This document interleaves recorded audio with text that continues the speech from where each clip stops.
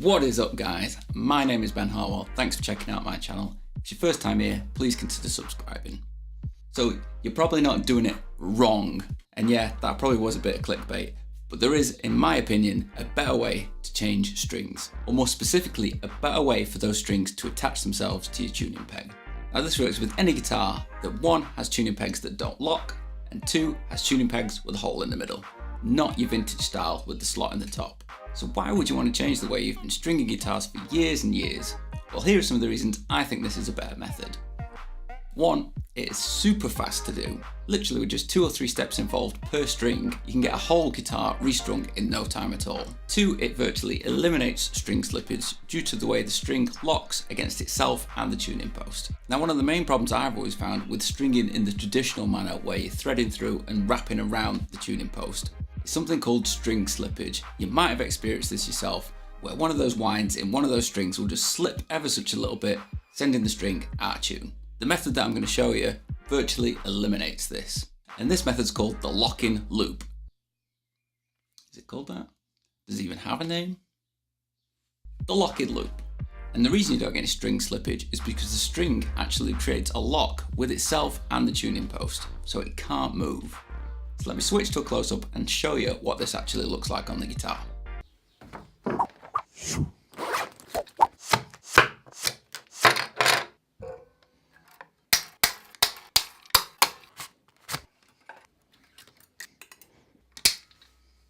So switch over to the close-up cam and hopefully here you can see why it's called a lock-in loop. You can see that the string is coming through the tuning peg, wrapping around it, then going back under the string, then over the string to create this little loop where it locks the string in place. You can see that as the string gets tighter, it's putting more and more pressure on that loop, locking the string down so that there's no chance of it moving. So how do we actually do it? Let me show you. It's actually not that hard of a technique, there's only a few steps involved. So I've got my A string ready to go. So that's threaded up through the block and over the saddle. First step is to thread straight through the tuning peg.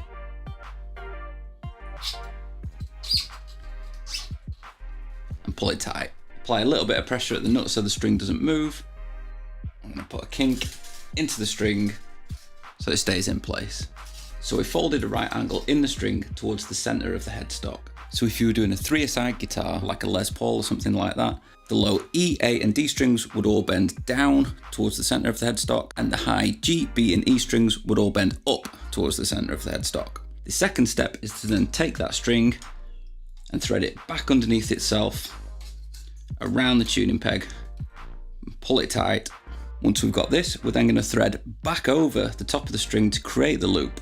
So we just apply a bit of pressure on the string and bend it over the top of itself and make sure that that goes into a kink so that it stays in place. Then all that's left to do is tighten the string and it will pull against that loop, locking itself into place.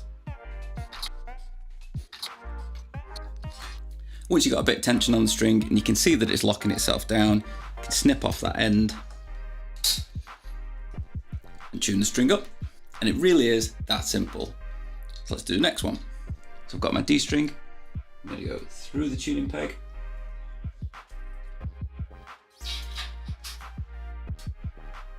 underneath the string tree, put a kink in, come back underneath the string and pull it tight, back over the top and put a kink in and tighten him up. You can see that that's locked in place, so snip the end off. So you can see how quick it is changing strings this way. Don't have to worry about winds and wrapping it around loads and loads of times. Straight through, make sure it's locked in position, tighten it up, snip it off, done. Let's do the last 3.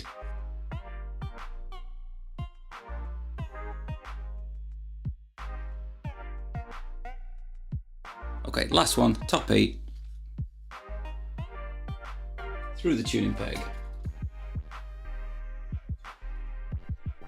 Pull it tight. Right angle down towards the center of the headstock, go back under the string, pull it tight, over the string to create the loop, tighten it up, got some tension on the string, snip the end off, done. All that's left to do is tune the guitar up. So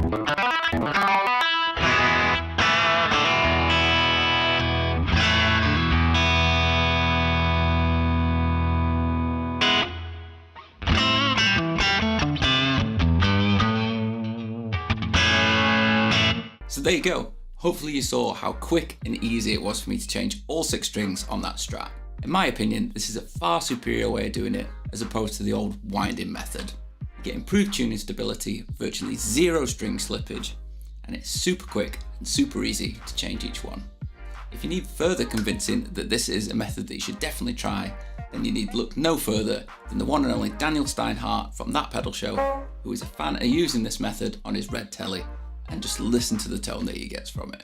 As I said before, it's only my opinion. If you're happy with the way that you string guitar and you're happy with the way it sounds, and you don't really get any of the problems that I described earlier, then so be it. But I would definitely recommend trying out this method. So there you go guys, I hope you found this video useful and I hope some of you guys have put this method into practice.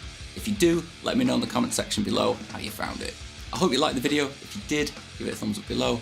If you want to watch another video on my channel, you can click just up here. Don't forget to subscribe, you can do it right there. See you in the next one.